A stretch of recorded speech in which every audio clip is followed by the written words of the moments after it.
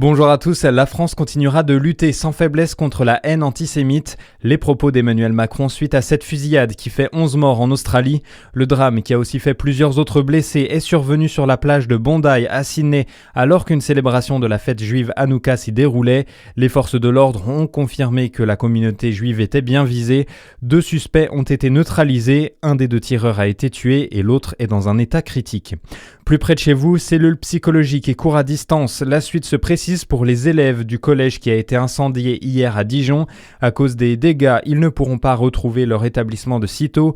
De lundi à mercredi, les élèves seront pris en charge psychologiquement par des membres de la communauté éducative du collège. Jeudi et vendredi, les cours reprendront à distance. Les élèves de 6e et 5e qui ne peuvent rester chez eux seront accueillis dans un autre établissement. Il écope de 10 mois de prison ferme avec un maintien en détention. Un trentenaire était jugé en comparution immédiate pour des violences commises sur un soignant qui s'est occupé de lui au CHU de Dijon. L'homme y avait été transporté mercredi dernier. Il était en état d'ébriété et blessé suite à une bagarre place du 30 octobre. L'actualité, c'est aussi Volodymyr Zelensky qui se dit prêt au dialogue. Des discussions ont lieu à partir d'aujourd'hui à Berlin avec de hauts responsables européens en présence du président ukrainien et de l'émissaire américain Steve Witkoff. Les États-Unis poussent Kiev à faire des concessions majeures.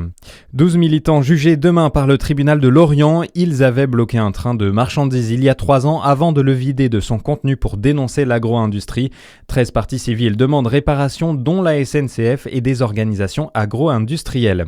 Enfin, en biathlon, nouvelle défaite face aux Norvégiens. Le Jurassien Quentin Fillon-Maillet et ses 3 autres coéquipiers français ont terminé 2e à plus de 43 secondes de l'équipe norvégienne. Il s'agissait du relais homme de l'étape de Coupe du Monde de Hochfilzen en Autriche.